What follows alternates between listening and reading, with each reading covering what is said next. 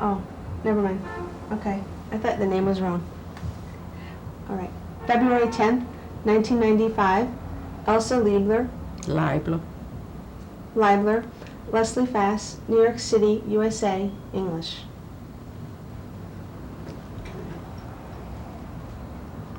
You should have. Okay, you're rolling. Mrs. Leibler, could you tell us your maiden name and where you were born? My name was Elsa Leibler, and I was born in Antwerp, Belgium on July 31st, 1926. And could you spell that, please, your maiden name? Tilbor. And could you tell me your father's name, please? Moshe Tilbor, but he was called Maurice in Antwerp. And your mother's name as well? The Belgian name was Frida, but her name was Fromagaya Moed, M-O-E-D. Okay, can I just... And we're rolling. Could you tell me, please, what your father's occupation was? He was a diamond broker in Antwerp. And did your mother work as well? No, she was a housewife. And did you have any siblings? I had one sister 10 years older than I. And what was her name? Sarah, but she's called Sunny. And was she involved in the war with you? No, she left in 1939 with her husband to come to the World Trade Fair in New York. And I mean, they knew that something was already wrong in Europe, and they left. They wanted to take me along, and I had all the papers. And at the last minute, my father decided one daughter goes and one daughter will stay, because nobody knew what was really going to happen. And in a sense, it's good, because my father committed suicide during the war, but I saved my mother's life. Okay. Could you tell me what your family life was like before the war?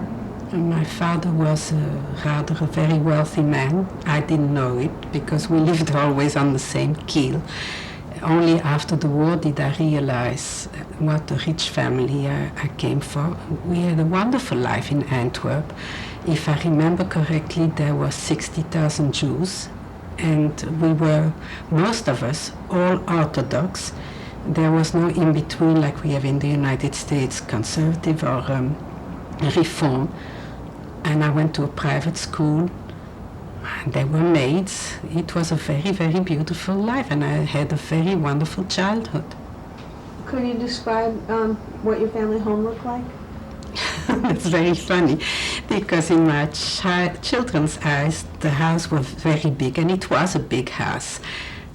When I came after the war with my husband, and I went to see again the house, I said, that can't be the house where I lived. And it was a big house, but in comparison with the United States, it was a normal suburban house, let's say. But we lived in Antwerp proper, and just a few years before the war broke out, we moved in a place, in a street called Lange Herenthalstraat, in an apartment, because the house was too much for my mother to take care of. What was your... Excuse me. You were describing your family home in Antwerp? Yes, there was a main floor, and there was between the main floor and the first floor there was my father's office and a bathroom. Then there was the floor where my parents lived. Then there was a floor where my sister and I lived, and then there was a floor for the help. So it was rather a big house and a garden. Did you and your sister have separate rooms? Yes, we did, because the difference in age was so tremendous that she couldn't be bothered with a little girl like I was.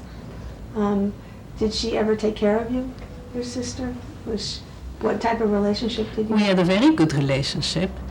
Not as close as we are now, because first of all, she came to the United States during the war, and I only saw her again after the war, and now the 10 years difference is not so big anymore. So it's a different relationship than when I was a child. What was your Jewish life like? It was very, very strong and very warm and very beautiful. There were no problems in those days with what you were. You were a Jew, and you went to shul, the women not so much as the men, But I remember that, let's say, on Rosh Chodesh, my father used to go to shul, my mother sometimes not, but when he came home, we benched Rosh Chodesh together with my father. It was a wonderful life. All the holidays were taken care of, and there was always company, and there was one day in the week where the poor came and they received money or whatever my parents gave them, but there was one day like for each family in Antwerp. And I have only fond memories. I had a very, very good father. He came from an intellectual background. My mother didn't. And they got on very well together, and she needed a lot of people and parties and things, and he didn't care for it because he was a reader. So when everybody came, he was there, and after half an hour he excused himself, and everybody knew he was going in his office to read. And that was it, but it made for a good marriage. That's nice. What could you describe a typical Passover from your childhood? I can't recall. Okay. I only know that everything was nice. There was a Seder, I suppose, in the big dining room, and my sister and brother-in-law were there. I can't recall before. And there must have been guests, because there were always guests in the house, but otherwise I really don't remember. It was a traditional Pesach that I continued with my husband to the children, and at our Sidorim we sing some of my parents' songs and some of my in-laws' songs. And the children continue it. That's very nice. Do you recall what school you went to? Yes, You I said it was went to a private school, non-Jewish, a Catholic school, as a matter of fact, Institut Bosquet. And there was a number of Jewish children, amongst them the granddaughter of Rav Rottenberg, who was the Rav from one of the big schools in Antwerp, the Ostenstraat Schule. And when it came on Friday and the other girls had a catechism, we were taken in another room and we made embroidery or whatever they made us do. And of course on Shabbat we didn't go to school, and it was rather difficult because in those days the girls had tests on Shabbos, and it was very difficult for us to catch up and to get permission to retake the test on another day so that we could graduate. And even that we wore a uniform and we were very clean, even the other girls, that I can remember, the other girls sometimes used to call us dirty Jews. And we were not invited at all the parties from the other little girls, but it didn't bother us. We had our own lives and everything. Now the school became a school for Satmar Hasidim, and I think that my principal must turn over in her grave. What an irony. Yes. Do you think that was just because of their routine of giving tests on Friday at the end of the week, or do you They think there didn't was care about the maliciousness in children. that? They didn't care about the Jewish children. They cared about us because we paid the tuition, and I suppose they had to take some. It was a private school, and there were no law for Jews not to go to the schools. And what ages was this? I went there till the war broke out in 1940, till I was about 14 years old. And do you want to know afterwards? Well, just referring back to your school life, do you remember experiencing any anti-Semitism within the school? No, just once in a blue moon they didn't let us play in the yard with them, or we were not invited to the parties, and I suppose that once in a blue moon I cried, like any child who can't participate to something, but on the whole it didn't affect me. The only thing I recall, Antwerp is a real non-Jewish town, a Flemish town, and on the way to school there were stands where they sold some kind of like fish and chips, let's say, and it smelled delicious, and I was dying to have it, but of course it was not kosher and we were not allowed to eat it. So did you ever have it? No. No. Do you recall any anti-Semitism outside of your school experience? No. As a matter of fact, we lived around the corner after a while from a big church, and the pastor we met every day, and my father told me that I have to be very polite and to acknowledge always his hello. No, I didn't feel anti-Semitism. I was a child, you don't realize what goes on. And do you recall hearing any stories at the table about your parents? Any conversation about anti-Semitism? No.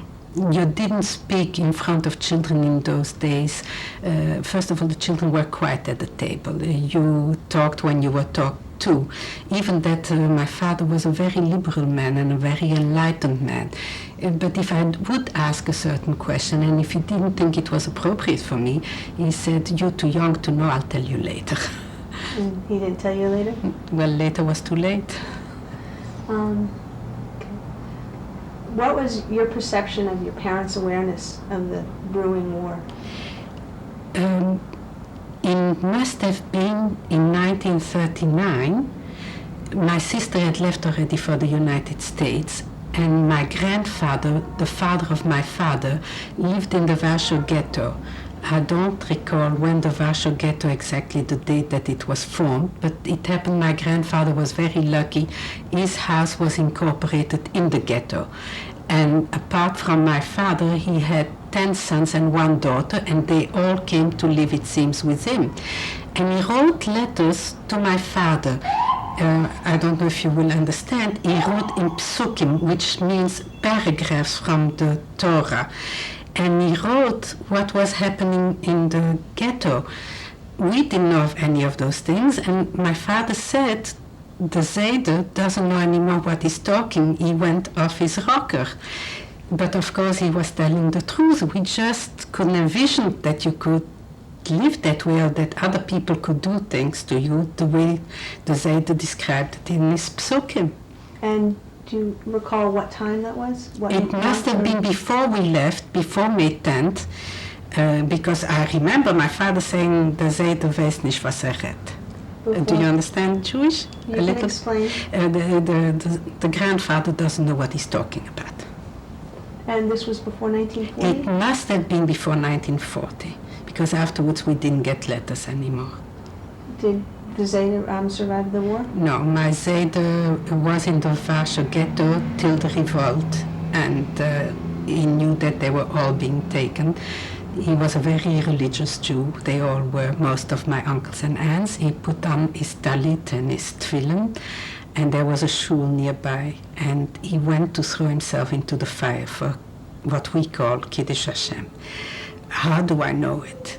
I have one cousin that lives here in the United States that survived the Warsaw Ghetto through the gutters, and when our oldest son got married over 21 years ago in Boston, she had just arrived in the United States, that particular cousin. Her name is Nessa Ben Asher.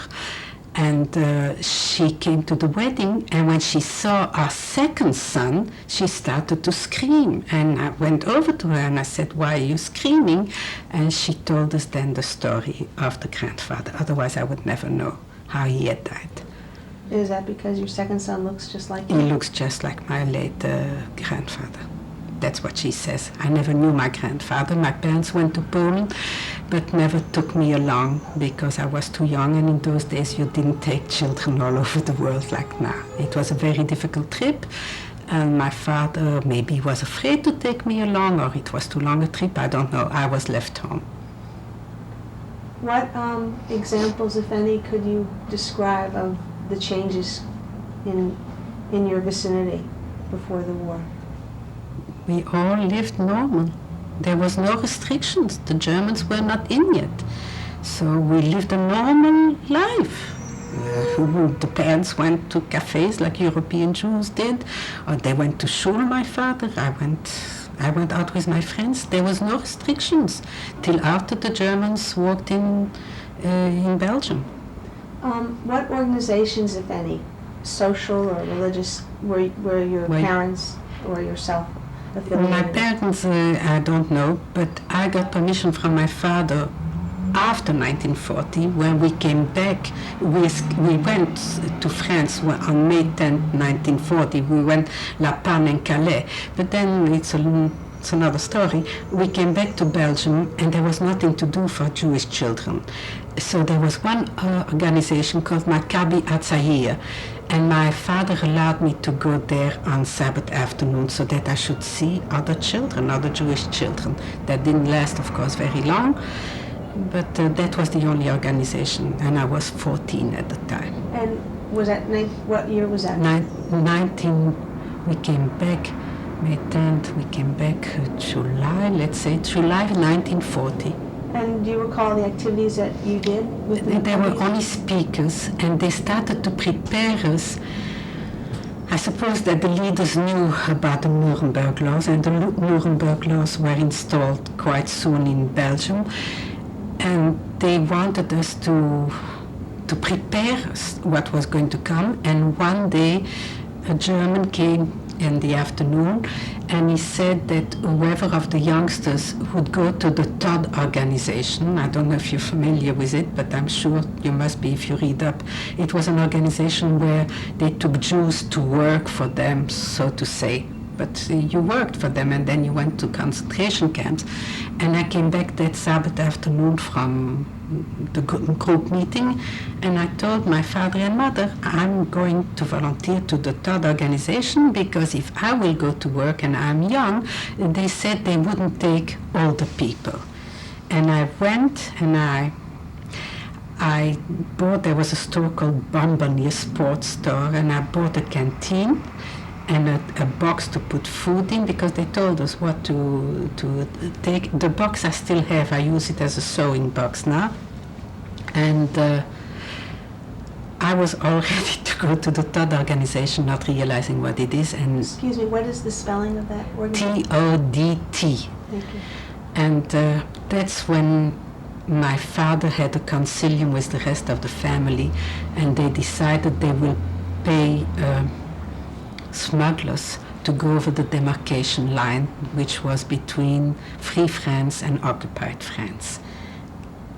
And if you want me to continue, that's the story of the war starting. Would you like me to continue? Before that, I still went to school, even though there were Nuremberg laws, for a while. And Excuse me, if you could just describe some of those changes. well, we As you had to went to wear the yellow patch, and it didn't last long, because after a while I was not allowed to go to school. But and you had to be in the back of the trams. You couldn't sit in the front of the trams, and you couldn't go out after a certain hour. It was restricted. And my father was a very smart man. In the École Bosquet, where I went to school, I was being taught to become a lady, but nothing concrete to make a living. We were taught embroidery and whatever, not all superficial things. And my father decided against the will. I was the only child left over from the family in Antwerp at that time. It was a big family, but they all had gone to the United States or wherever. So I was the only child from the family, from my family. And there were my mother had sisters there and brothers, and a brother still. My father had nobody. And there was a concilium of the family, and my father said that he decided he's going to give me stenodactylo courses, so that I should have something concrete. Maybe he could foresee what was going to happen, I don't know. In any case, he took me out of the regular school, and he put me in a course, and I learned stenodactylo, which I don't know, by the way, anymore, but it saved my life during the war. And do you recall when this was? Was that in Everything July? it must be in the 40s, but late 40s Okay. already. Thank you. And then, after that, he decided to pay smugglers, so that we should go, my mother and we should go over the demarcation to Free France. And we hoped the smugglers would be able to take us Free France, Spain, Portugal, and Portugal then we hope to get a visa from my sister who was in the United States and go to the United States. Do you want me to continue? Yes, I just wanted to know if you could, do you know if these smugglers were Dutch? One was a Flemish man that I recall, and I'll tell you why I recall. They were both Belgium.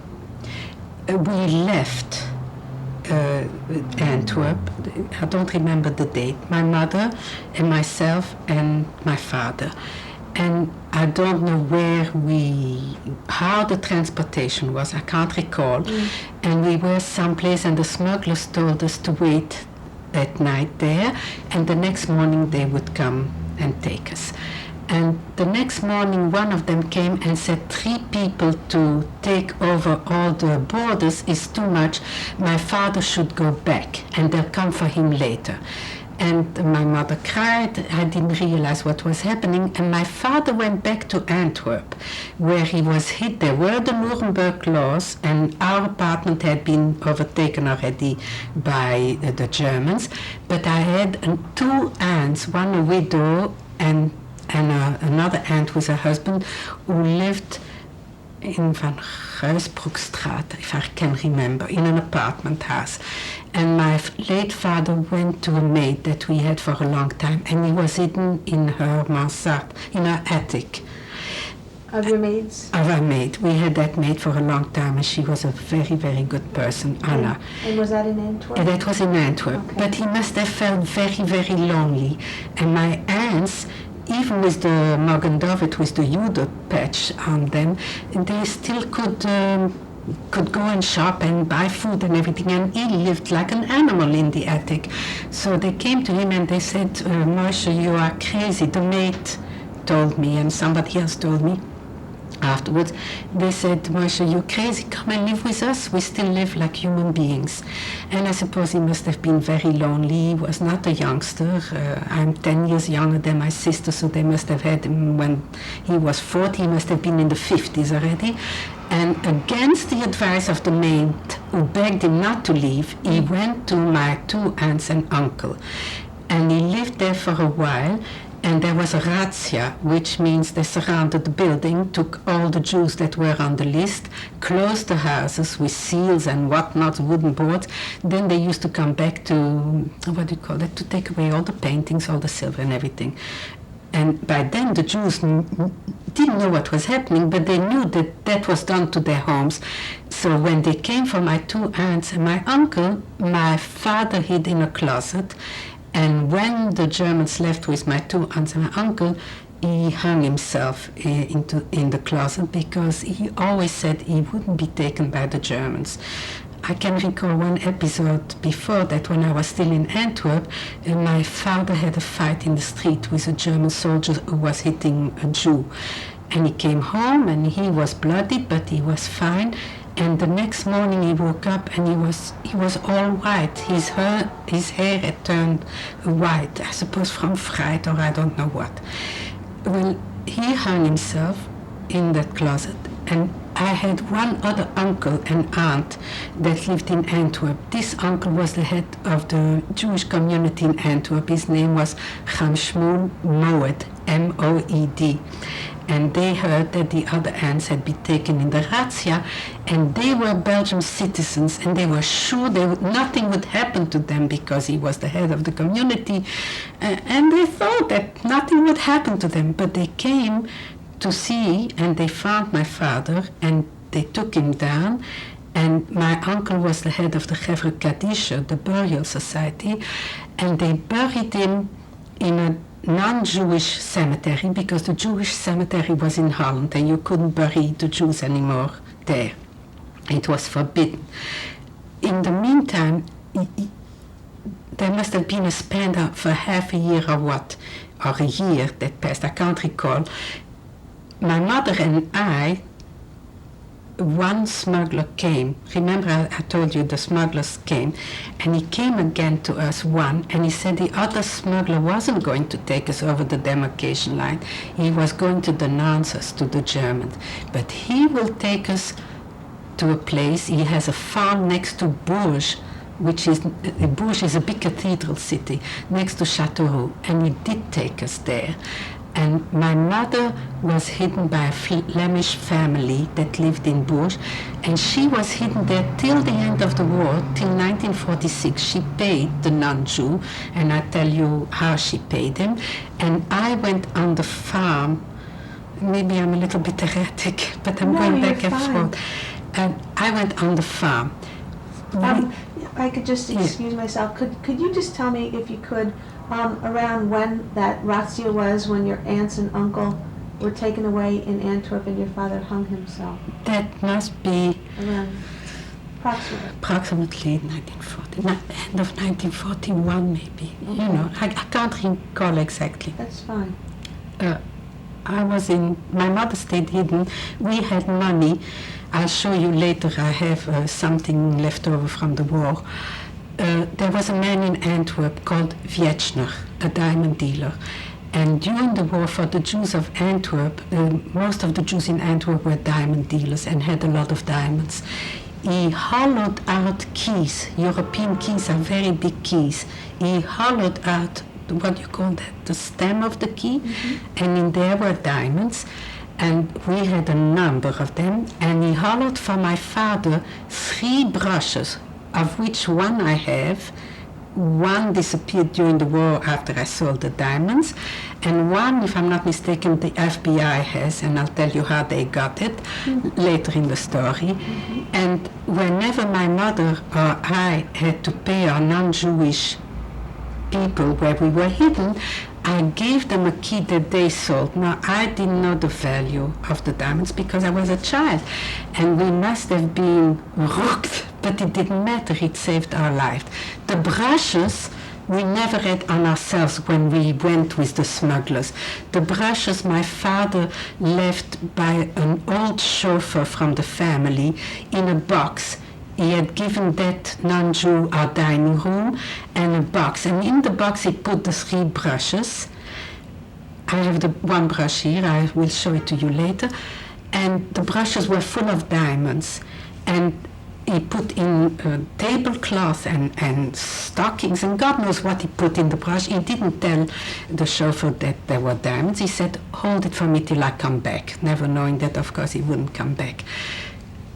During the war, 7 months before the end, when I was back in Bush, because in the meantime, between 1942 and 1946, I had to go back to Belgium because my farmer went back to Belgium, and he took me along, and I left my mother by her non-Jew in Bush, and she was safe during the whole war.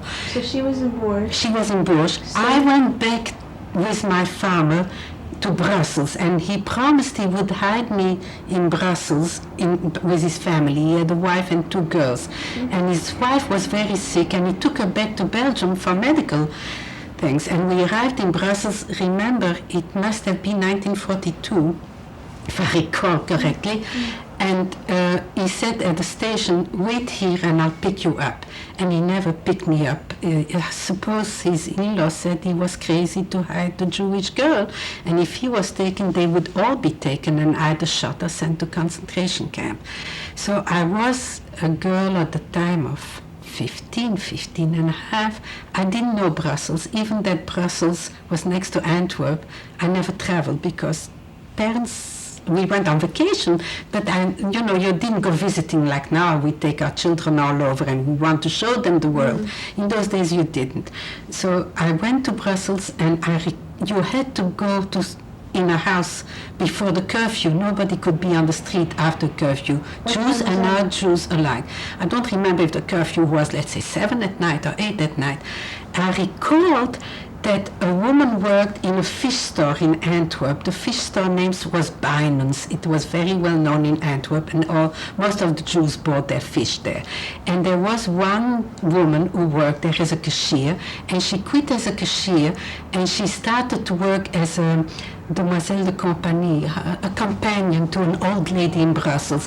And we had kept in touch with her, and she was very nice. And I took my chances, and I went to her. I remember where she lived, and I went to her, and I said, Adrienne, you have to put me up for the night because I will be caught in the curfew. And she said, our old lady is a patriot, but she's an old lady. She would be afraid to hide me, but she has a brother who lived with a mistress. Excuse me, her name was Adrienne? The woman, yes, Adrienne. She had a brother who lived with a mistress. It sounds maybe funny, but he was a very, very nice gentleman, and the mistress was lady. It was just the way of the times. You had sometimes a woman extra from your wife. And this lady maybe will hide me. So we went to Schaerbeek, which is a suburb from Brussels. And she did take me in. But she didn't, but she said next door lives a police commissioner with his wife. And they, for money, because he makes a small salary, he will hide me. And he did.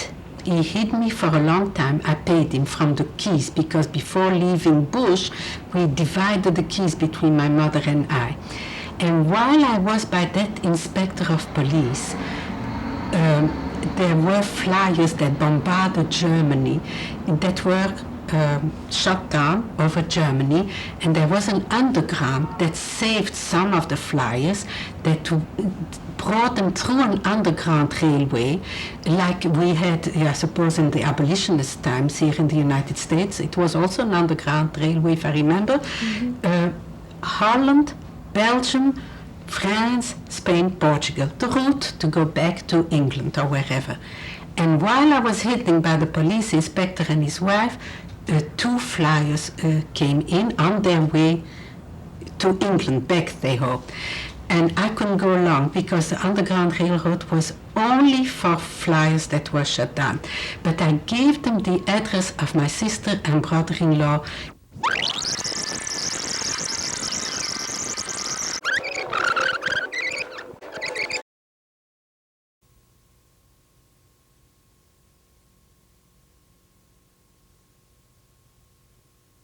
He says documentaries are never finished, they're abandoned because the stories just live on. Endless. Yeah, exactly. So what is that in reference it to? is a reference that I was for a time before I saw Adrienne. I went looking for a room because I knew I had to be hidden before the curfew, and I found a place where it says chambre à louer, you know, a room for hire. But in Belgium there is a, you're not filming. No. In Belgium, there is a law that a minor can't take a room by herself. You have to have somebody vouch for you. And I saw a name, the room was... Everybody ready? Yes. And Today's we're rolling. February 10th, 1995. Elsa Leibler, excuse me. Leslie Fast, New York City, USA. You're speaking in English. Mrs. Leibler, you were discussing your odyssey from Antwerp and your hiding places. Could we backtrack for a second and discuss how you felt when you were abandoned by the man who hid you from Bourges when you went back to Antwerp, Belgium? Yes. When you went back to Brussels, how you felt when you were abandoned at the train track and where you went after that?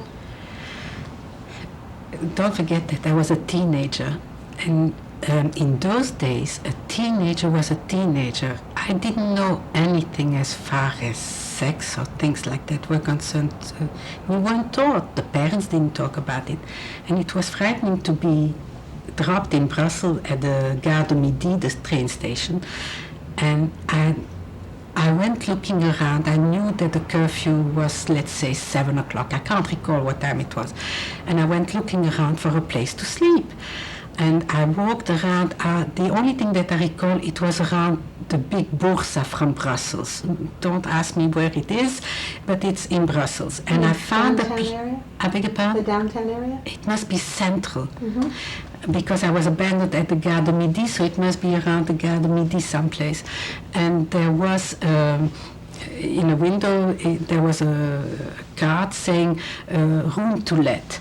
And I walked by the door and I saw that on the top floor there was a room to let, and next to the little card for the top room there was the name of a man. And I took my chances. I mean, I had to sleep someplace at night, and I rang the man's bell, and he came down and he asked what I wanted, and I said I was from the campagne, from the country, and I needed a room to sleep, but as I am a minor, I would like him to vouch for me. Yeah, it turned out he was a gardener, and he must have been very smart, or understood that there were bad times and that I was a Jewess. And he vouched for me at the landlord, and the landlord said to me, will you go to the commissariat to register, because you had to register in Belgium. Excuse me, were you wearing the Jewish stuff? No. You took it I off? took it off. Okay. And he said that he would register me, but of course we never went to register at the commissariat. And I lived, if I remember, a couple of weeks or months, it's very vague, in that room. I only went down to buy food, and then one day there was a razzia. And they took, not for Jews, there was a razzia for black market, for black marketeers. And I was caught in the razzia, and we were taken to a commissariat of police. And the commissaire of police looked at my paper, and he asked me point blank if I was a Jewess. And I said yes, because it made no sense to say no. He just had to call and see that my card was a false card of identity. And he must have been a patriot belonging to the White Brigade, which was like the underground from Belgium, because he said to me, I'll give you back your papers, and for 3 days I'll make your dossier, I don't know how you say it in English, all your papers belonging to your arrest and everything, I'll make them disappear, but you have to disappear. And that's when I remembered Adrienne from the fish store, and I went to her, and how I came to be by the commissaire and his wife, and I was hidden there, and I was in correspondence with my mother through an underground way, because the farmer, the man where she lived in Bourges, he had family that lived next to Lille, which was the border between France and Belgium. And through them, we passed letters. So my mother knew I was alive, and I knew that my mother was doing well, thank God. And while I was by the commissaire de police, hidden, and his wife, I think I told you a few minutes before that there was an underground for flyers that were shut down over Germany or Holland, and they went through the underground back to England, if they made it through. May I just ask you a Yes. question? How did you initiate through the commissar de police? I just point blank told him that I needed a hiding place, and I understood he would for for money, Right. which he did. But I mean, how did you initiate, if you did? The mistress from the brother of Adrienne went over to them, and maybe they must have done it before, I don't know. To correspond with your mother? No, to correspond that, or to hide me. To correspond? They corresponded, they were goyim, they were non-Jews, so they corresponded with Bourges, and the letter came through somebody from the family that lived next to Lille. Yes. But I want to go back to the flyers, because it's important. Two came there, and I couldn't go along with them in the underground, and I gave them the address of my sister and brother-in-law, the office number, because that's what I could remember, 576 Fifth Avenue, and my brother-in-law's name was Nathan Salzman. And they had to remember, because they couldn't write down anything, and they made it through. One was a New Zealander who died during the war, if I'm not mistaken, and the other one was an Englishman, but I have no trace of him. And when they arrived in England, he wrote to my brother-in-law saying that my mother and I were alive, but that my father had committed suicide during the war. But he forgot 576, so he wrote 536, let's say, Fifth Avenue. But it seems that during the war in the United States, the postmen were very aware that if a letter came from England or from wherever and made it through the United States, that it was important it should reach the person to whom the letter was going to. And they looked up and they found my brother-in-law, and they delivered the letter, so that my brother-in-law and sister during the war heard that my mother and we were safe, and that my father had passed away. During the time that I was, it must be 1942, when I was by that commissaire de police and his wife, my uncle from Antwerp, the last one with his wife, that I said was the head of the Jewish community, they one day took their chances, took off their Mockendovits, and they came to see me. And they told me where they buried my father, I should know. And they said they wouldn't be taken because they were Belgian citizens. With Belgian passports? And Belgian passports. But of course they were taken, and one day I got a letter in a letter. That particular aunt was an educated woman. My mother's generations were not educated. And may I ask Yes. her name again and how Yes, they related? Gittel Moed. She was married to my uncle Ham Shmuel Moed, who was my late mother's brother. And she wrote that she thought she was an intellectual, she was educated, and they were taken in a truck. And she wrote a letter in the truck, closed the envelope, wrote my address in Brussels, in Schaerbeek, where I was hidden, and threw the letter out on the road. And people found the letter, and my luck and the commissaire and his wife's luck were that they were patriot. They enclosed this letter in another envelope with a small word saying, "We found this letter from your beloved and we forward it to you."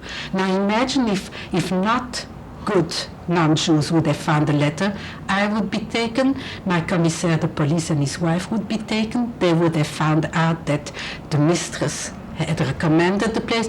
That means about 5-6 people would have been killed by the Germans. In the letter, she wrote, "We are going destination Holland." She didn't know that she landed in Auschwitz.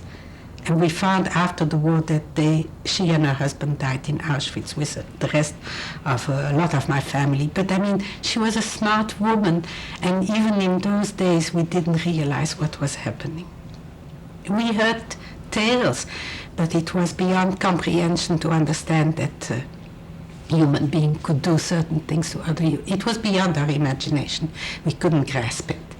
Well, to So it just continue. meant that the Zeta, when he was Yes, writing the the same signs of the thing. Talmud. Yes, we couldn't. I should continue. Fine. The You were talking about, Yes. you couldn't comprehend. I couldn't. Right, okay. Then I lived there by the commissaire and I paid him. And my mother paid her non-Jew where she was hidden. Now, I didn't know when the war was going to end and the keys were disappearing. And my mother lived cheaper in Bourges than I lived in Brussels. May I ask, were the keys disappearing or were you No, I was using them? selling them, okay? And were my mother selling was keys? selling the keys. And if we wouldn't have paid, the man where my mother was hidden, when he was drinking, he used to say, "Tante Frida, I'm going to give you over to the Germans." So we needed, he didn't mean it, I suppose, because he hid my mother all through the war, but when he was drunk, then sometimes something happened. He had a wife and children there, but it's a normal nature, I suppose, of the human being. And I figured out that it was cheaper to live in Bourges. So through the underground, I made a request if I could come and live with my mother, and I would pay him my share, but at least we would be together, and it was cheaper. It was cheaper in Bourges than in Brussels. And the answer came after a while, yes. So through an underground, and don't ask me how because I can't recall how we passed the borders or anything, I was back in Bourges. And around what, may I ask when that was, if you can remember? The war ended in 1946. 8 months before I started to work for the underground, that means 45. This must have been 43, end of 43 already, beginning 44 maybe. Maybe on the picture of my mother that I have from during the war, it's marked the date. Then I would recall better. So you were reunited with your mother around I was reunited with my 43? mother. Let's say 43. 43. And we didn't do, of course, anything because we were hidden in the attic in a courtyard. But people knew we were there. Now, you have to understand that my mother, she knew some Flemish, no French practically, and Yiddish. And she was a frightened lady. I didn't tell her for a long time that my father had died. She thought he was still hidden by Anna, by the maid. I was afraid to tell her, why should she know, you know. And So So you were 15, I was 15 at and you the were time. holding that in for a long time? Well, I hid it for her for a long time, and then I told her because I figured she didn't hear from him anymore for a long time. We didn't know what was happening in Auschwitz and in Buchenwald and in all the other camps. We only heard rumors, which were incomprehensible, and we were separated. We were hidden, so we didn't hear what was going on. And the Germans, of course, didn't in their newspapers, in their French newspapers, didn't advertise those places. At the place where we were hidden, my mother and myself, there was an old man from Alsace-Lorraine, Elsass-Lötringen, that worked for the Germans as a bookkeeper. You have to understand that every Frenchman, every Belgian, whichever country you were in, you had to work, because otherwise, what did you do? You worked. And he came to the house, and he had an inkling that we were hidden because we never went out, or so to say. And he called my mother Tante Frieda and me Elsa. Okay, and one day he came and he says, Tante Frieda, I have to tell you, you are not a youngster anymore, and you don't have to work, and you're the old aunt. But Elsa has to go to work, because otherwise, sooner or later, somebody's going to see that there is a human being, a teenager or a grown-up, not working around these courtyards, and somebody's going to come. And my mother said, what can she do? But I knew a lot of things. I knew bookkeeping, because that's what I had taken up in school. I knew German, because my late father was a firm believer to know languages, so he had us taught German and Hebrew, and English we took in school, and I knew French and Flemish, and I knew bookkeeping. He said he will vouch for me, and in the bookkeeping department from the Germans, because the Germans had big factories, they took over all the factories in all the countries where they were, and Frenchmen worked in those factories, and like in any factory, it came payday. So you had bookkeeping, and he was the head bookkeeper, and he said he could use an assistant. He will tell to the German Oberzahlmeister, which was the head German bookkeeper, that he found an assistant, and he will vouch for me, and I will get an Ausweis to go on the streets. So to me, to have an Ausweis to go on the street was something unbelievable, because I would go around in Bush, maybe I could buy something and facilitate something for my mom. Everything was rationed, don't forget. An Ausweis was a card? Identity card? A piece of paper, a permit. Okay. I have one some in the house, but I can't find it. It's in boxes, and I tried to find it for you, but I just couldn't find it. Okay. What was this gentleman's name, this Alsatian? Uncle Charles. Uncle Charles? Uncle Charles, but Okay. I don't remember his last name. And he knew that we were Jewish, otherwise he wouldn't have helped us like that. He was just nice, and he was an elderly gentleman. When I say elderly, he must have been in those days good in the 60s, which for those days was old. Now we live old, we grow older, but in those days, in the 60s, was old. And I went with him, and he vouched for me in front of the Oberzahlmeister. And I worked in bookkeeping. And then it came, I worked for quite a while. Let me recall. At a certain point, way before Stalingrad was 8 months before the end of the war, before liberation, and then I became head bookkeeper, and I'll tell you how. But before that, we had still keys left over, but I didn't know that there was going to be a Stalingrad or an end of the war, and I knew that we had 3 brushes full of diamonds in Antwerp. And I said to my mother, I'm sorry, I want to retract just for a minute. Take your time. The underground must have known through Charles that I worked as a bookkeeper, and that every Friday I stamped the bookkeeping pages to give out the salaries to the French worker.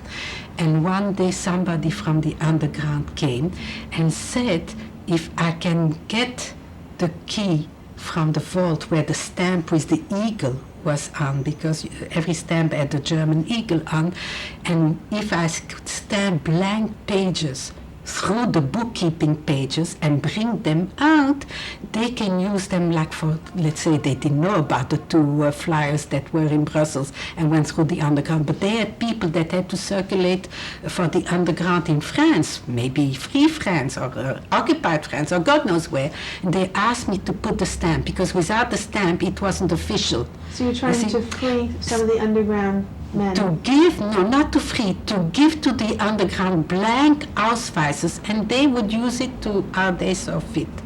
And you know, when you are young, you don't realize what you're doing. And anyhow, I felt very safe because I was, how can you say that, in the wolf's mouth? And nobody would think of looking for me. I was working by the Germans, so to say, in the book thing. And I stamped pages and brought them home. And then one day I said to my mother, I'm giving papers to the underground.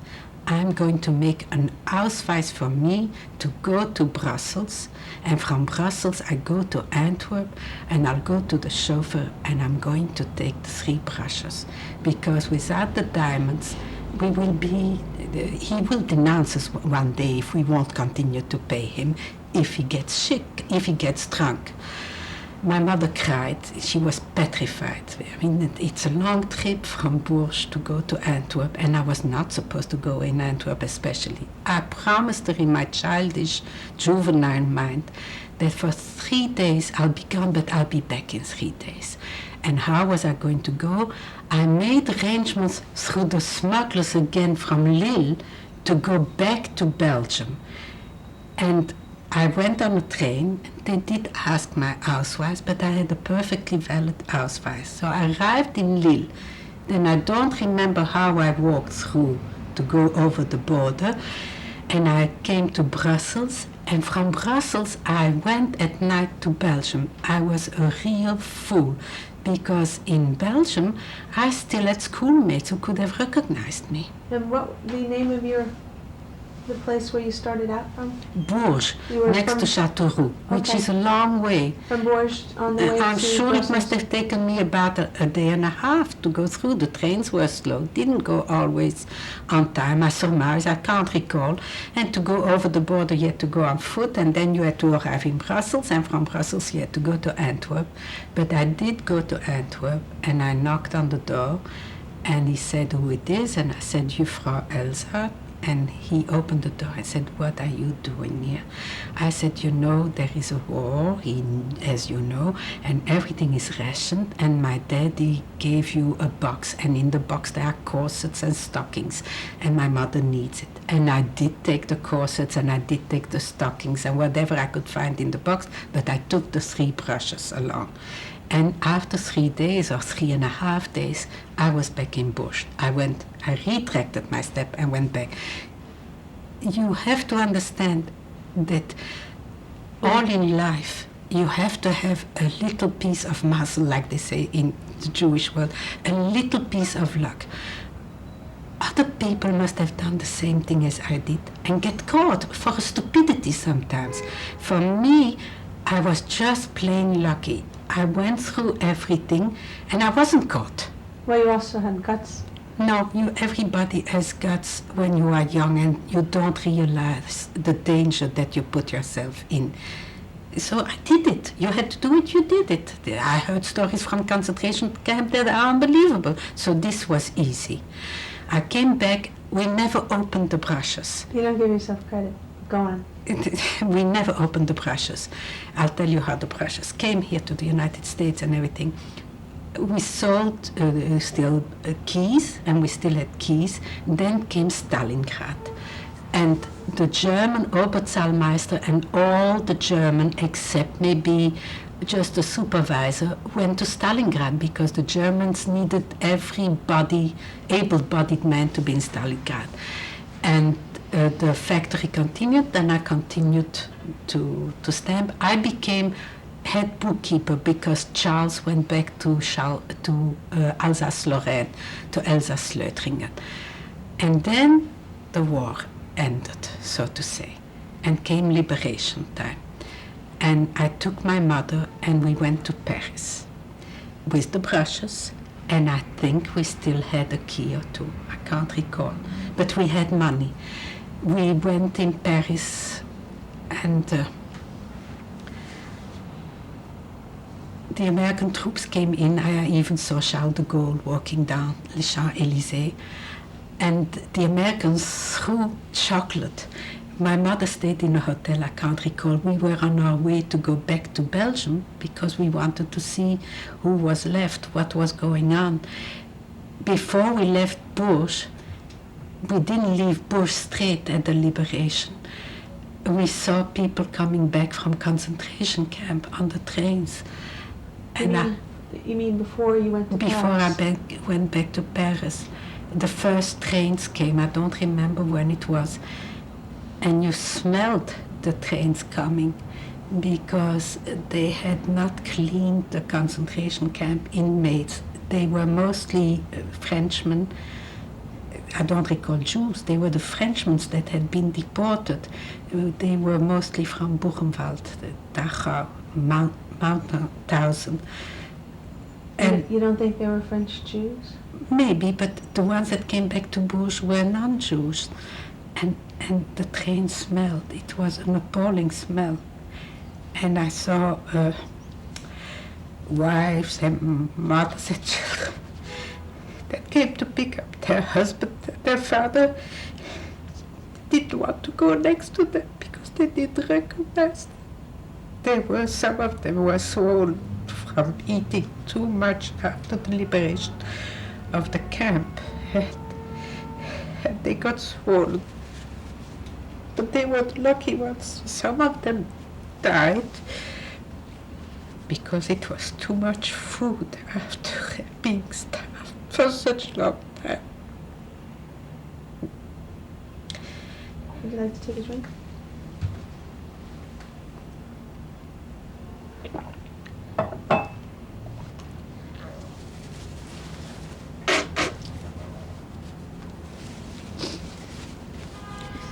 You can take time out. Okay.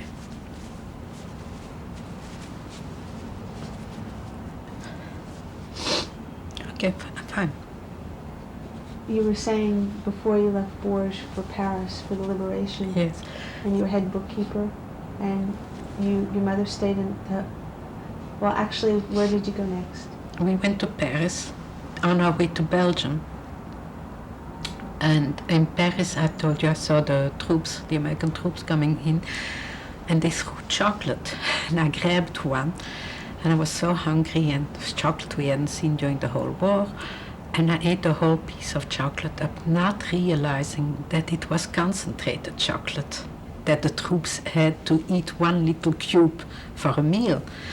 And I got a rash all over me, and I was taken to a hospital for infectious disease. They didn't know what I had, but it was the chocolate that reacted in me. Of course, I was released a couple of days later when the chocolate went out of my system, and I continued with my mother to Belgium. In the meantime, she knew that my father had died. You told her? I had told her. In Bourges? Yes. And when we came in Antwerp, it was end of 45, must have been December or November, or the beginning January. I arrived in the United States in February 1946. So that must have been end of December or January. And in Antwerp, when the non-Jews saw us coming back, some of them were very nice. And some of them said, you're still alive? Why did you come back? And at that time, my husband had a brother in Australia who was married to a first cousin of mine. Two brothers, my husband and his late brother, married two cousins. And he came from Australia to see what was left from the family, and his in-laws, my aunt and uncle that was taken at the razzia where my late father committed suicide, they were also diamond dealers. So he surmised they were wealthy people. Maybe something is left over. A lot of the diamonds from the Belgian Jews were never found back. Germans took a lot of the diamonds. Some of the diamonds are hidden in cemeteries in tomb, like that uncle that was the head of the Jewish community, as he was the head of the Chevre Kadisha. He hid his, when somebody got buried, he put it in the coffin of that person, not realizing that he wouldn't survive the war. Nobody ever found those diamonds again. But to come back to my late brother-in-law, who at the time was my cousin, he did find certain things back in a wall. And as he was my mother's nephew and my cousin, he arranged that we got transport on board the Liberty ship. And in the meantime, my sister, who had left for the World Trade Center with her husband in 1939, she had sent a visa for my mother and I. And my mother had preference because my sister was already an American citizen by 1946, and whoever survivor had children in the United States who were already citizens, the quota, even that we were on a Polish quota, not a Belgian quota, we were allowed to go. So we got one of the first visas to come to the United States, and I could accompany my mother because I wasn't 21 yet. So I came on her quota at the time. And my brother-in-law, whose name was Elsa Leibler, one of our sons, our third son, is named after him because he died very young in Australia. He got us passage for pay, of course, and bought a Liberty ship. And we were 18 days on board the ship because it was in the middle of the winter and the weather was terrible. My mother was practically sick the 18 days and cried why the children wanted from her, why they didn't leave her in Europe, why they schlepped her to the United States. She'll never make it. We landed, shall I tell that now? Go ahead. We landed not in New York.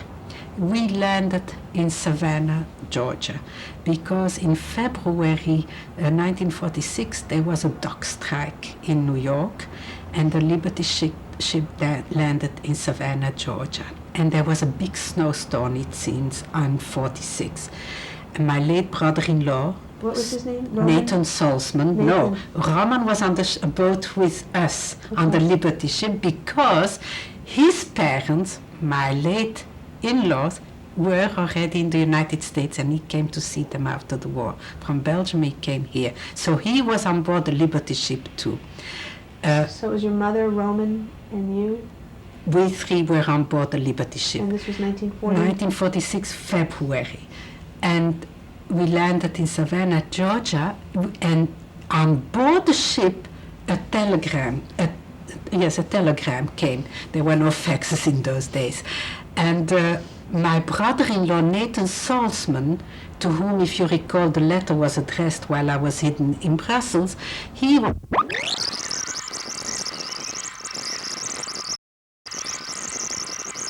Or shall I go back? I think we're going to go back. Okay, And to what year would this be? okay. That would be in Bourges, Bourges in Yes. 1942? 42. And you were there for a year or 2 No, years? longer. 2 years. 2 years. Okay, we read that. February 10th, 1995, Elsa Leibler, Leibler? Leslie Fass, New York City, USA, English. I will go back. Mrs. Leibler, were there some things,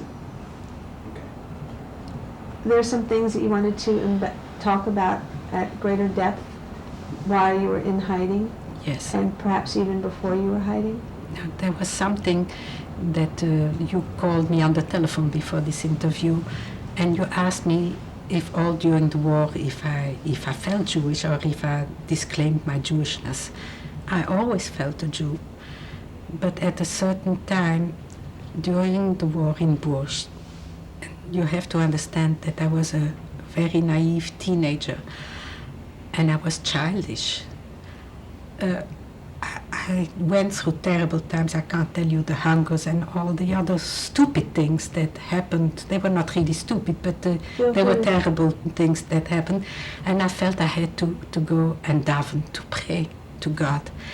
And in my childish mind, you couldn't pray in the open air. You had to pray in a place that was sanctified.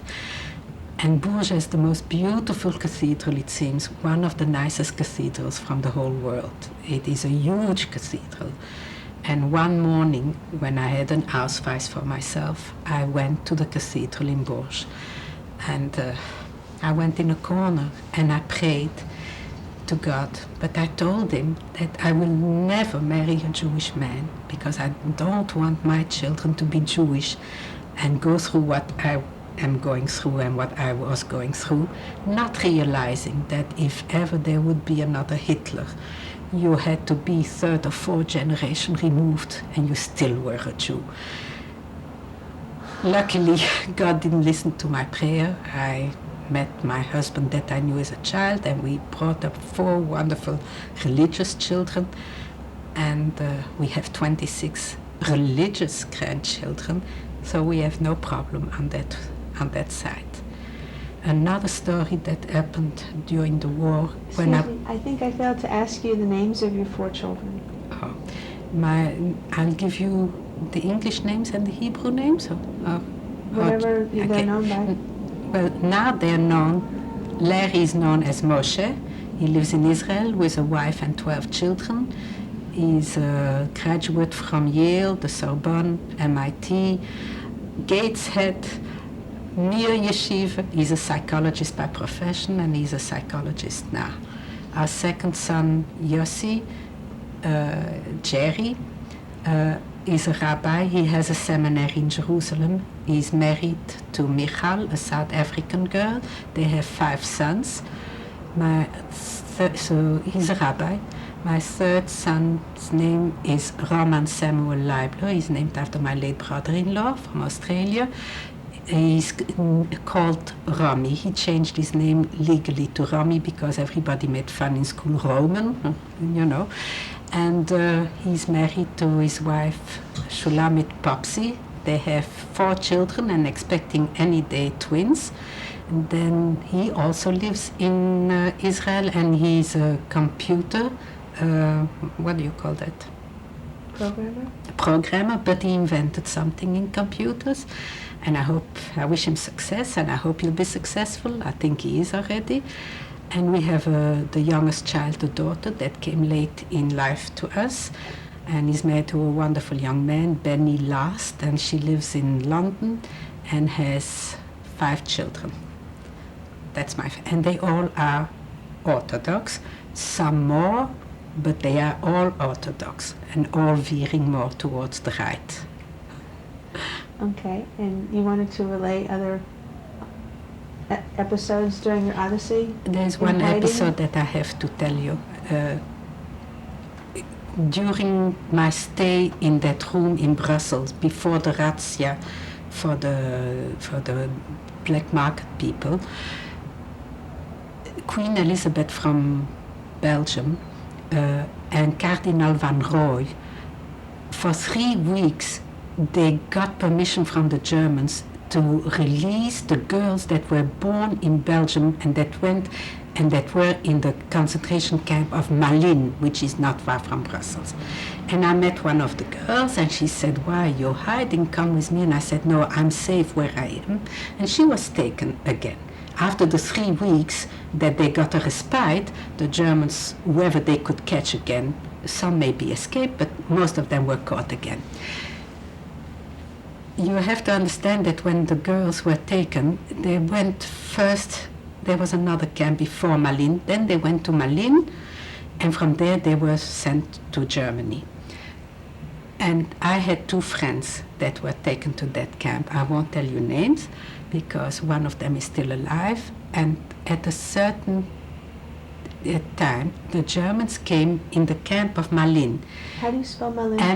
M-A-L-I-N-E-S, if I'm not mistaken, Malines. It's rather a big town in Belgium.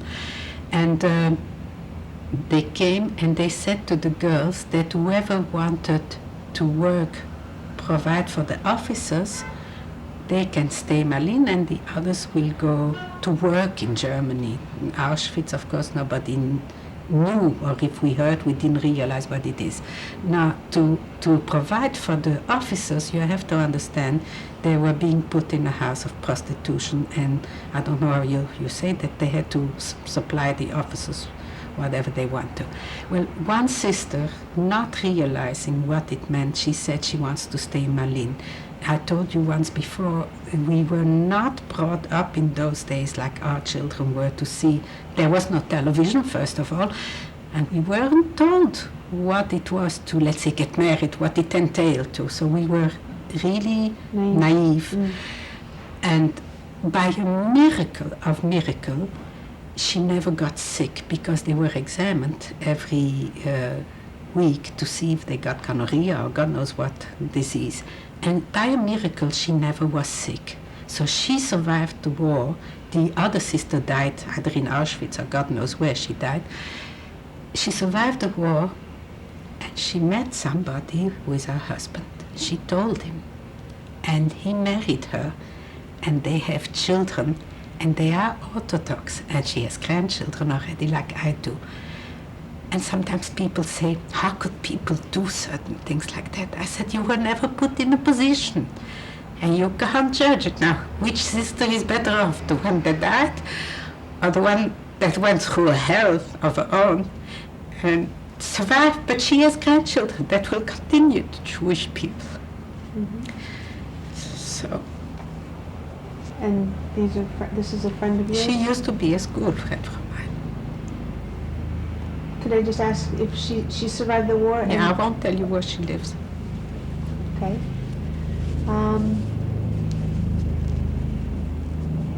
You were talking again about the arrival of people from Auschwitz and other camps. Yes. To Bourges. To Bourges, yes. And how you felt, what you saw. Nobody wanted to go near them. It was very difficult. If you send away a human being that had flesh on his bone and that looked normal like you or I, a little bit fatter, a little bit skinnier, and then you see a skeleton that smells to something terrible because they had a peculiar smell from the sicknesses and the dirt and the hunger and the mentality was not all there. But then, of course, after a while you're happy to see them back and you go over to them, but it was a big adjustment. And I'm sure that families, sometimes I wonder, I know people who went through the Shoah and who were in the camps. I wonder how they bring up their children and normal human beings. It takes a lot of strength of character to must have gone through all those things and then to be able to live a normal life. When I got married straight after I came to the United States because I knew my husband as a child, as his older brother was my cousin already. How did you contact each other? When I think I told you on... You were on the Liberty boat? We were on the Liberty boat, and excuse me a minute. Yes. Want to take a drink? No, thank you. And there came a cable, I told you, from my brother-in-law that said, declare what you have. Declare what you have. My brother-in-law was also in the diamonds, in industrial diamonds, which is another part of the diamond trade. And he surmised that my father left diamonds. And he wanted my mother to come in legally and to legalize the diamonds that were left over because she would have to live on the income of the sale of those diamonds. So when I arrived in Savannah, Georgia, on my declaration, I marked so many brushes filled with diamonds. The custom people came and they said they want to see the lady with the daughter. And I came, and in the meantime, another cable came that if we have something to declare, we should have it sealed and sent to New York, because in Savannah, Georgia, the custom people don't know diamonds, while in New York, it's a diamond city, and my brother-in-law, the custom agent, who would put an official price on the diamond for my mother's. So when the custom people came up on board the ship, I showed them the brushes, and I said I want them sealed and shipped to a Mr. Nathanson, which was the custom agent, who was a custom agent from my husband, because my husband is also was in diamond trade. He's retired now. And I must say, they were shipped, they were very nice, and they were shipped to New York, and my mother did live. It helped for her to live the rest of her life on the income of the diamonds. And I have one brush here at home that I kept to show to my children. The FBI asked if they could keep the brushes, the other two, and I think I gave two. One for sure, because one day my husband and I, we were watching in the olden days on a small television screen, and there was a show from the FBI that showed how people could smuggle things during the war, and we saw my brushes. You didn't know ahead of time that you'd see them? No, I didn't. Unbelievable. But I saw my brushes, and I can show you one brush. The man who made the brushes, by the way, died in concentration camp. They look like normal. They look like brushes. normal brushes, and now, of course, you can see how we cut out, because as we opened the brushes, we only just glued them back together, but you couldn't see that there was a glue or anything. It looked like one piece, the top. If you want to, I'll show you the brush later on. Okay. Okay? And was it hard for you and your mother to part with them and ship them to New York? No. You weren't worried that they'd get lost? No, once the customs, it's insured, and it goes from customs to customs. I mean... But they didn't know the price at that point? No, but when they arrived in New York, Mr. Nathanson opened it, and he put a price on them according to what they were worth at the time. In the meantime, as I told you, there was a big snowstorm, and my brother-in-law, Nathan Salzman, couldn't arrive in Savannah, Georgia. But my husband came to pick up his brother in Savannah, Georgia. He came by train. My brother-in-law, Salzman, had taken his car, and he got stuck in Washington. But my husband and a younger brother came to meet the older brother from the Liberty ship, because they hadn't seen him during the whole war. And we knew each other as children, my husband and I. I mean, it must have been a pest as a child, but I mean, we knew each other because we were family, so to say. And we took a train from Savannah to New York. And on the train, he made a date with me. And we got engaged 3 weeks later, and 3 months later we got married, and we'll be married this June. And jetzt schon 49 years. It's wonderful. So that's part of the story. And what did your mother and you do during the interim from liberation to the point of liberty? How many months elapsed? I can't recall how many months, but we were in Belgium for a long time because the Liberty ship wasn't there to wait for us. It had to arrive, and my brother-in-law had to get... yes, first of all, we moved my father from the cemetery, the non-Jewish cemetery, to Put. The law in Belgium is that every 5 or 10 years, I don't know exactly the amount of years, they plow the cemeteries over because there is not enough room. And Jews, of course, are not allowed to be unburied. So the Jews got permission from the Dutch government to make a cemetery in Put, which is just on the borderline between Belgium and Holland. And it's nearer to go from Antwerp to Put than to go from Holland to Put, because it's a direct way. I think it takes me 40 minutes if I want to go to my father's grave from Antwerp. And we also, I forgot to tell you, when we left in 1940 on May 10th, like all the Jews, we left Antwerp to go through France, Spain, Portugal.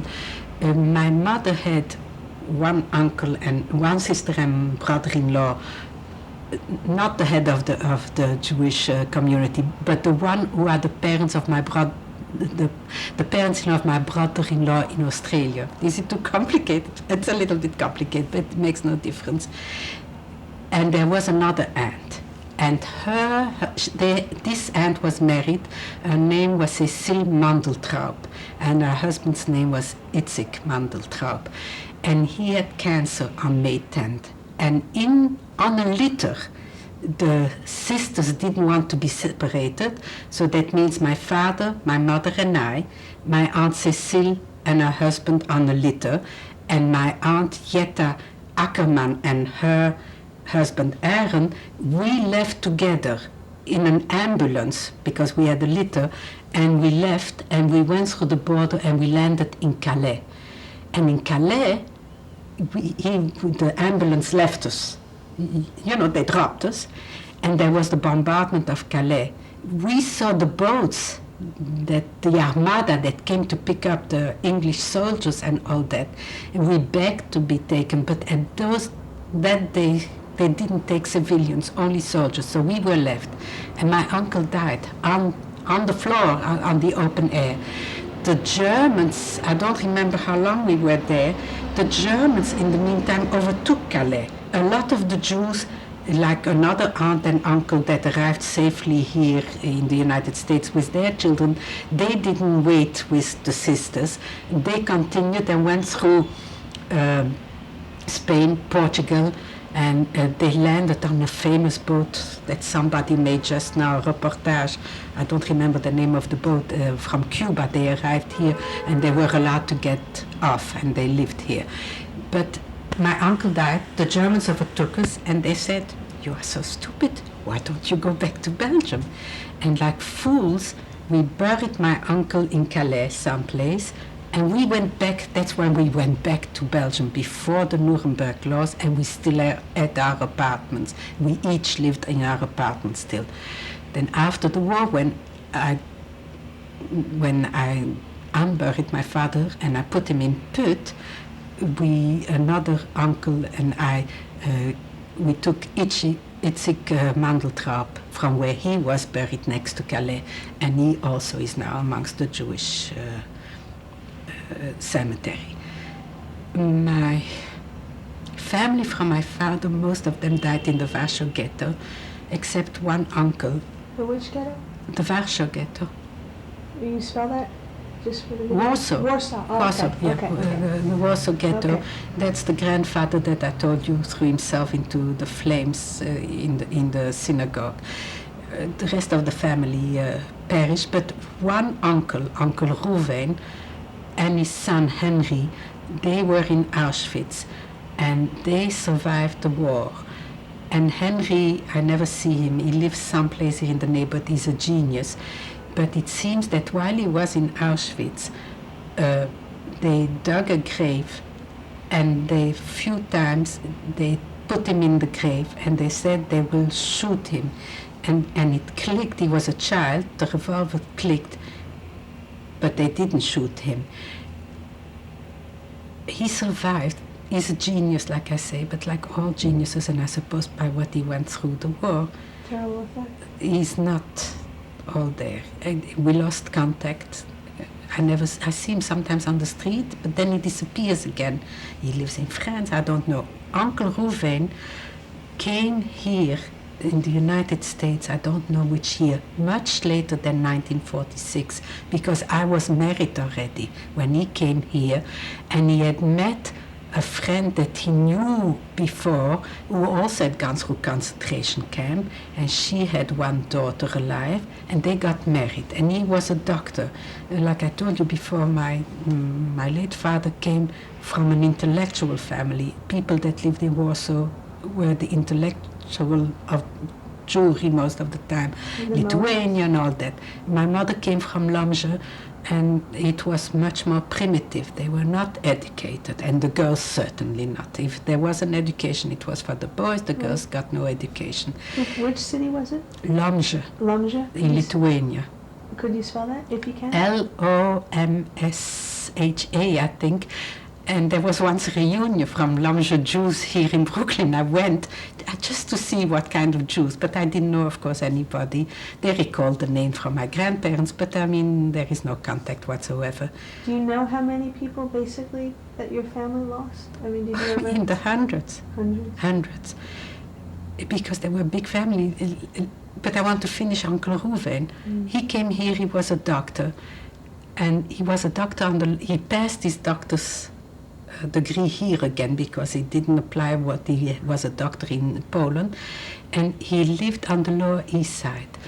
And we heard he died very young. We heard that he treated any Jew that came, a poor Jew, and the poor Jew never paid him, but he found in his pocket always money.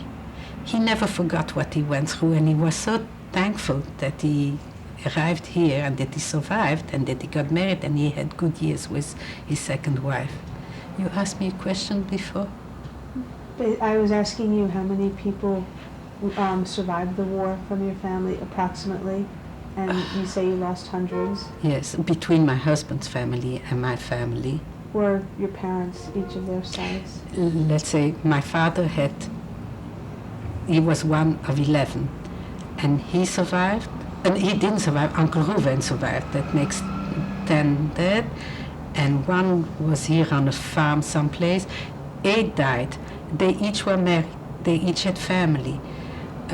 My mother's one sister survived, one niece survived, a cousin of mine, she's now a widow. One cousin survived, she just died now in Belgium.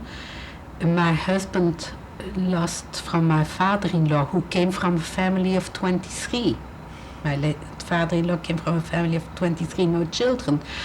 He survived the war, he was here during the war, my late father-in-law. A brother survived the war and one sister. Now, of course, from the 23, after a certain while, only 13 remained alive, because in the olden days, children didn't always attain maturity and live to a ripe old age. But it must, if you start analyzing, like they say that Schindler saved how many thousand, 1,200 Jews, and there are now 6,000 descendants. So you can imagine from each family, if they would have survived, what it would have been. Thank you. You're welcome. Is there something else you want to ask me? Basically, the name of the relative who threw himself into the fire. And that's my grandfather, Samson. He blessed each of his children and grandchildren. The revolt was going on in the Warsaw Ghetto, and he blessed each child and grandchild. He put on his talus and his tefillin, and it seems there was a shul not far from where they were that was still, and he threw him, the ghetto was burning, and he threw himself into the fire. Thank you very much. And the others must have been taken, I suppose, as a must.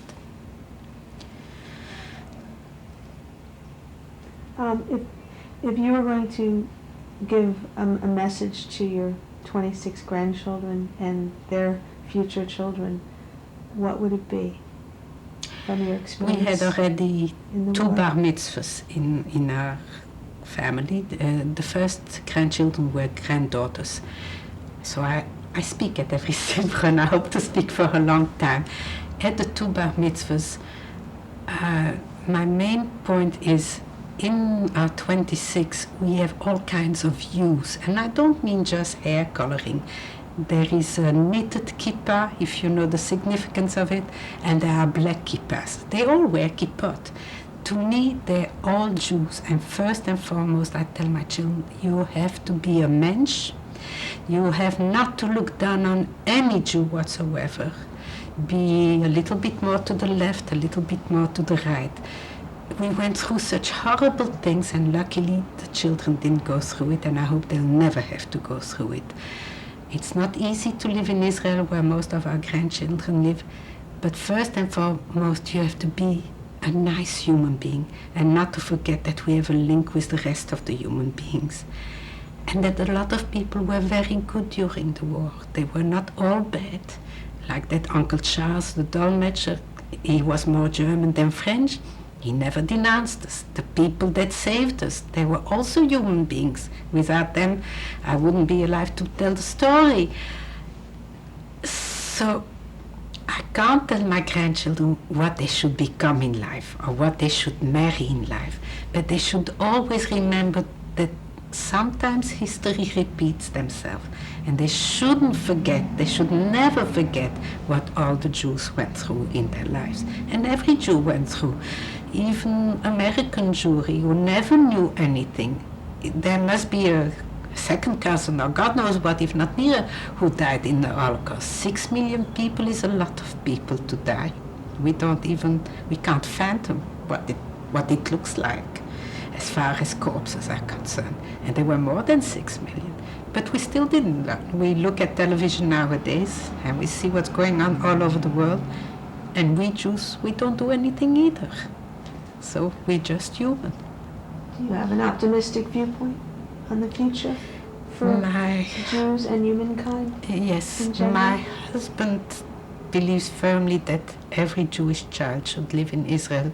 At least if we have to die, we die in our own country. We'll die because we're Jews anyhow. But at least after so many thousands of years, we have again an Israel. So he pushed our children to go there. He said, I'll support you if you go there. And they did go. And they come back from time to time. And believe me, they're good. They were good American citizens. They were brought up here. They were born here. When they come back and they see what's going on, with all the trouble that's going on in Israel, and there are lots of problems and lots of trouble, and they're catching up on us. You know, they're like 2-3 years behind us, but they're catching up with crime and with dope and with everything. But each time that one of our kids come back here, they say, how can you live here? How can you live here? And I said, but America was good to the Jews. Without America, a lot of Jews wouldn't have been saved. It came maybe during the war, the quota was very low, but after the war we came in droves, you know, by the thousands we came, and it was good. But Jews should never forget that they are Jews, and sooner or later somebody is going to give it in their face that we are Jews. We don't mind. That's what we strive to survive, to be able to tell the children to remember. Not to forget. Thank you very much.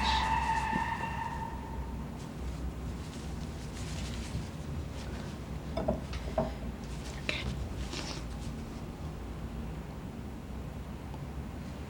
I want to tell you something about my mother. It's just an anecdote. On the way to Bourges, when the smugglers,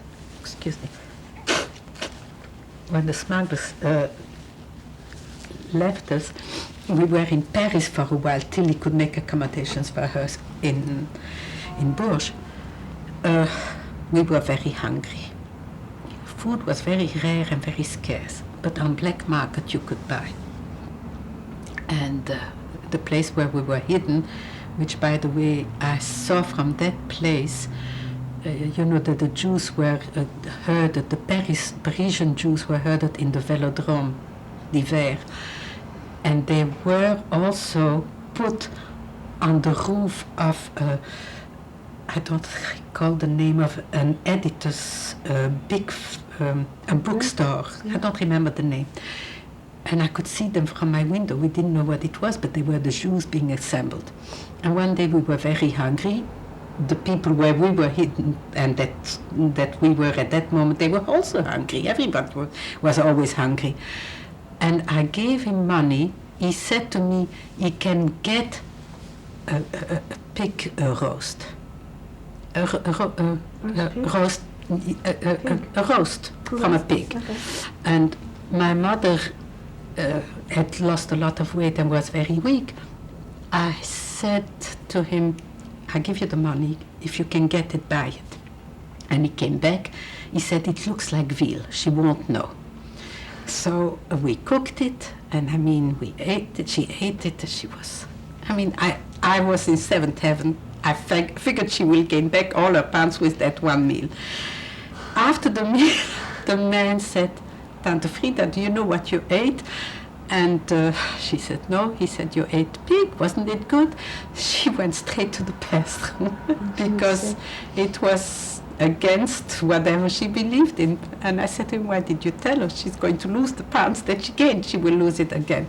It's just a funny thing, but when you're hungry, you do funny things. I remember that in Brussels at a certain time, we got a ration of bread, And it was so watered down because it went by the pound, so the bakers put water in there, and it was of course not white bread, didn't exist. It was black bread, coarse, and I threw it against the wall and it stuck to the wall. It was like rubber. But we had bread. In the concentration camps, they had only their little piece, and that was that. For money.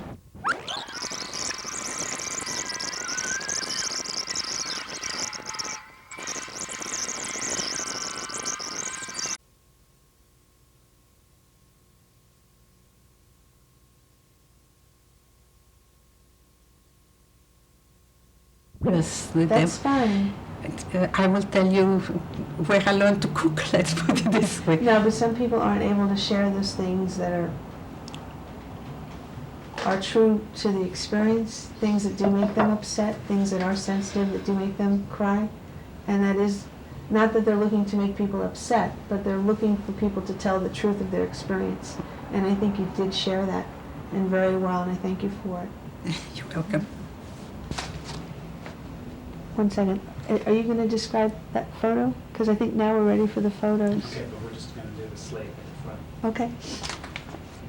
February 10th, 1995, Elsa Leibler, Leslie Fass, New York City, USA, English.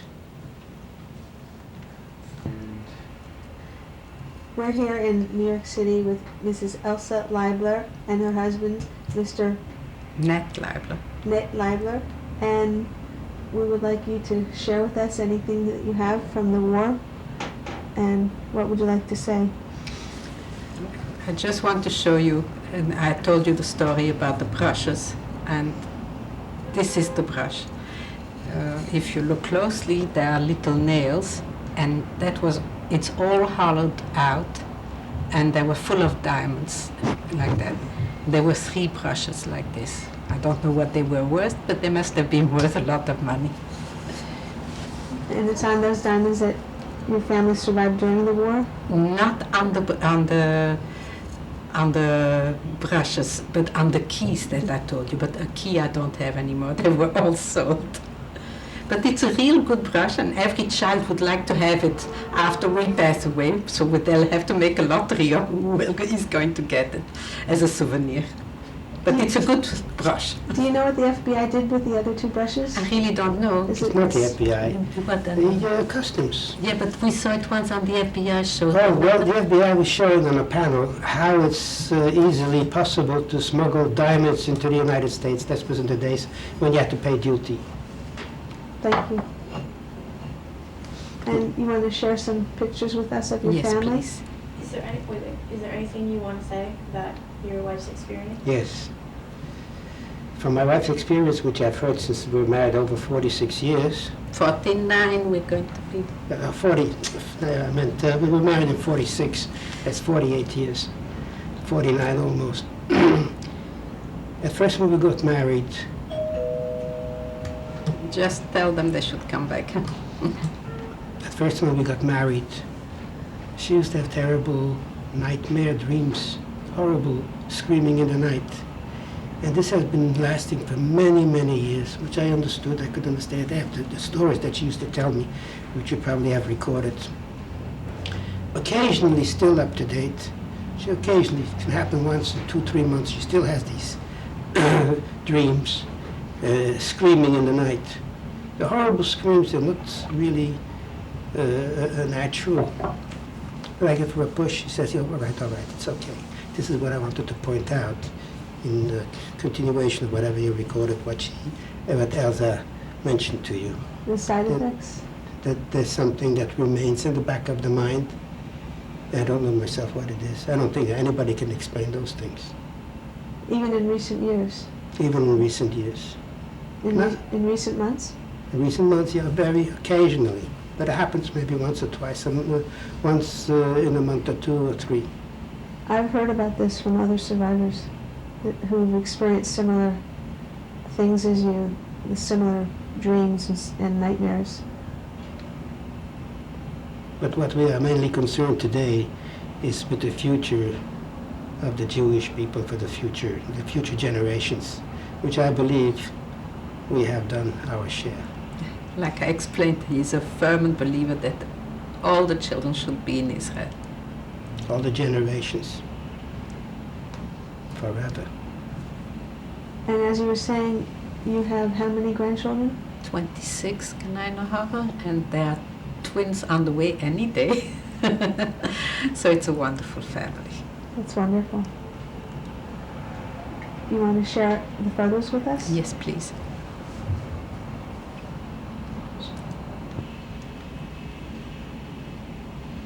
This is a picture of my great-grandparents. She wears what they call in those days a kupke. That means she covered her hair, but it was very fancy, as you can see. And they must have been, she was 16 and he was 14, but they must have been wealthy people because he has a fur collar on his jacket. And she wears a beautiful gown. That's on the side of my father. And can I say something?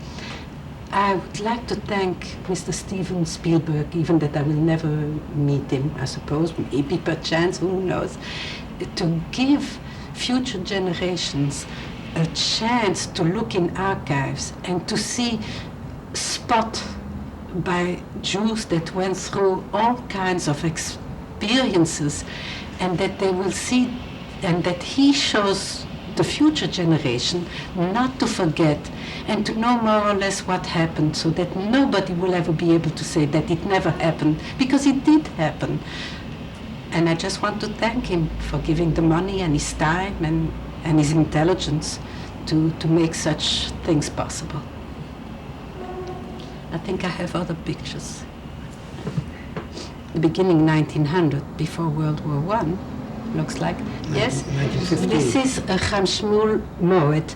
That's the man that was the head of the Jewish community during the war, and his wife sent me the letter through the truck. He was a young man. He wears a bowler hat. He looks quite with it for the time, I suppose.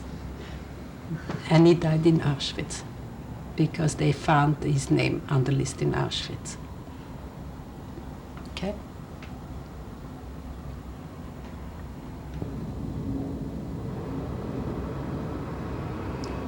This is my mother when she was a very young girl. Her name was Fruma Chaya Moed from home. She married my father, Moshe Tilbor. It seems she was very pretty, and there were 8 sisters, so the grandfather hid her, because in those days you didn't marry a younger sister before the older one. So he hid her when there was a suitor that came for the older sisters, so nobody should look at her. But she married my father, who was a wonderful man. She must have been, I don't know, very young, 18 or something like that in this picture. So they waited till all the others were married? They all went one after the other. Nobody got married before. And as some were prettier than others, I suppose the grandparents hid the prettier ones who were younger so that the older ones should get married. But that was all over in the olden days.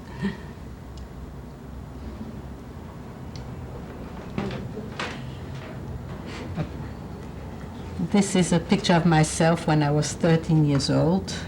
A young girl, still innocent, not knowing what was going to happen.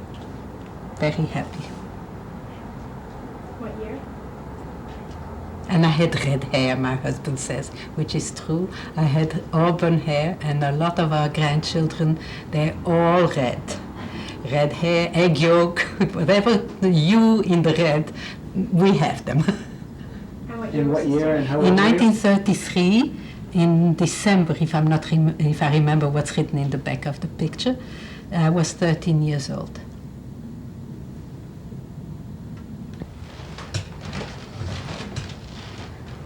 It's fun to see yourself.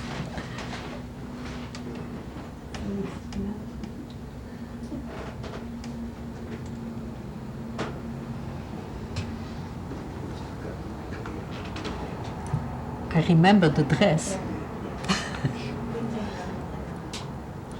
Because as we wore uniform, to get a new dress was something fantastic, and I remember the dress and where my mother bought it. This is again myself with, I suppose, my favorite teddy bear. I was 2 years old, and it seems I was a very good baby. That's all I can tell you. And the year? 1928. And I have some granddaughters that look exactly like that, like a copy. Okay.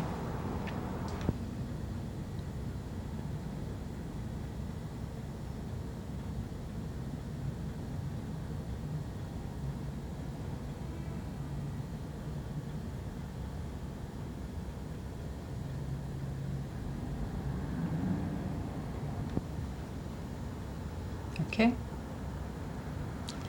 And this is a picture of my father, my late mother. They must have been young married at the time. She doesn't wear a wig, and he had a beard, it seems, when he met her, but she didn't like the beard. And to get her, he fell in love with her, and to get her, he shaved his little beard. But I see he still has some kind of a mustache. He was a very finicky man, very, very neat, very clean. And we have one grandson, Shimshi, who is just like him, who is also finicky and wants to be well dressed always and everything. So the genes come through certain ways.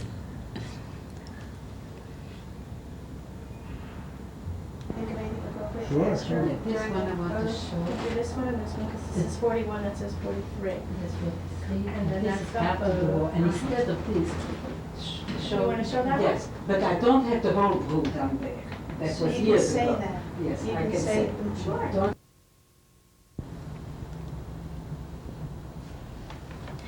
Okay, this is a picture of my father and mother on the Keizerlei in Antwerp in 1941. As you can see, my father wears a hat, not because it's so cold. It must have been cold because my mother is wearing a fur coat, but Jews didn't wear a kippot on the street in those days, like nowadays Jews do in the United States and all over the world.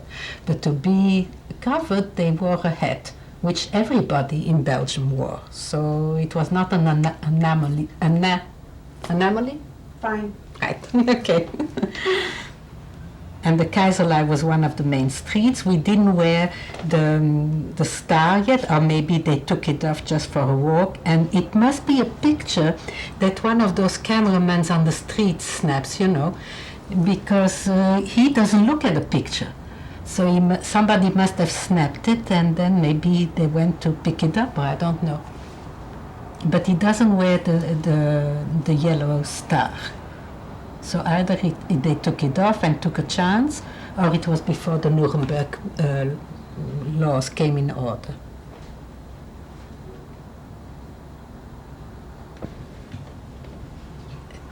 She looks too contented, like Leslie says. It must have been before the laws, because she's too elegant and too showy if she would have been hiding something. Okay.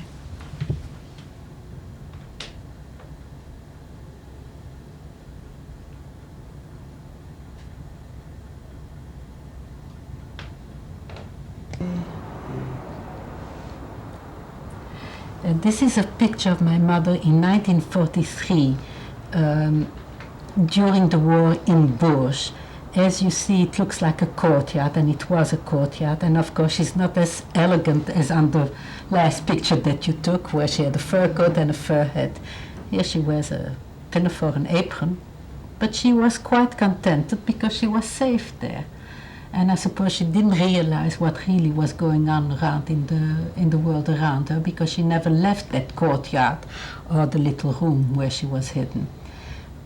I forgot to tell you during the interview, I finished school when I was 14 and a half, and I read extensively, and I was self-educated. And my children sometimes ask, how come I know geography, history? And I tell them I did learn a lot in school in those few years, but mostly it's by reading that I acquired whatever knowledge I have. And I can participate in a lot of conversation in art or whatever it is, and I always advise them, most of them don't have television. My very right-wingers don't have television in the house, but the others do. And I said reading is most important because that's how you acquire culture and education, even if you don't go to school.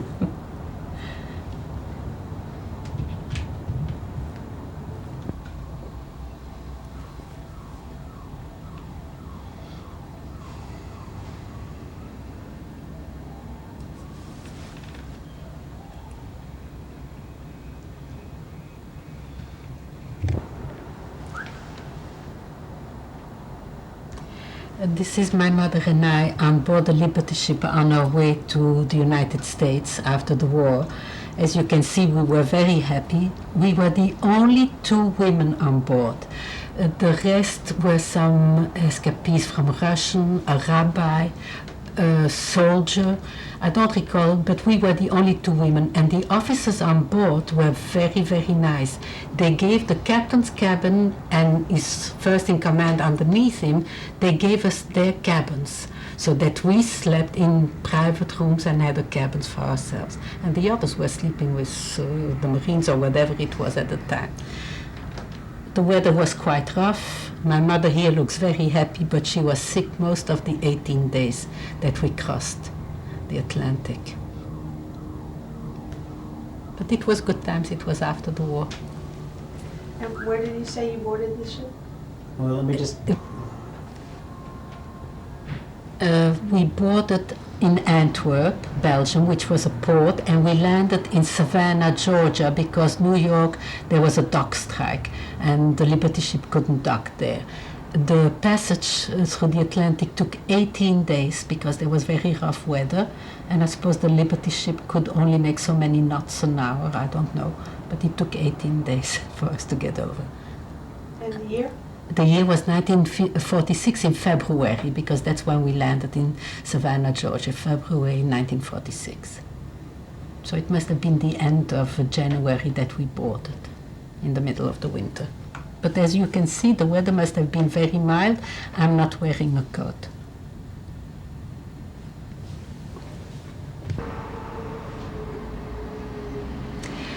This is a picture of 18 of our 26 grandchildren, and 2 more are on the way any day they're supposed to arrive, twins by our youngest son and daughter-in-law, Rami and Popsy.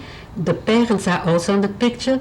Once a year, we live 7 months of the year in Israel, and once a year my husband makes a barbecue and everybody gets together in the garden. We live in an apartment complex, and everybody is entitled to have the garden once or twice a year to themselves. So weeks in advance I say, it's my turn, my gang is coming, we'll clean up everything, we make barbecues, everybody helps. We eat from hot dogs, it's real American barbecue. And afterwards everybody cleans up so that when they leave, the garden is clean, there isn't a drop of anything left over. And like this, it's a chance for the children to get all together, because our daughter from England usually comes in the summer with her children too, and like this, the brothers and sisters are together.